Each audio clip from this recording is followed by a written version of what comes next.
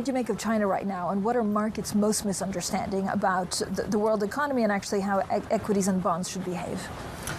Well, China, the reduction in growth is not cyclical, it's structural. It has to do with aging of population, debt and leverage, housing overhang, state capitalism, a backlash against the private sector that depresses the sentiment of household and the corporate, geopolitical depression, the policies that are effectively Marxist-Leninist of Xi Jinping and so on. So I think that potential growth used to be 10, went to 5. I think it's at best 3 to 4%, and that's not going to change because it's emphasizing security control over opening up and reform. That's the main thing. Yep. I would say on markets, in my view, if the global economy is going to weaken, if there is still a meaningful chance of at least a bumpy landing, probably markets have rallied too much today.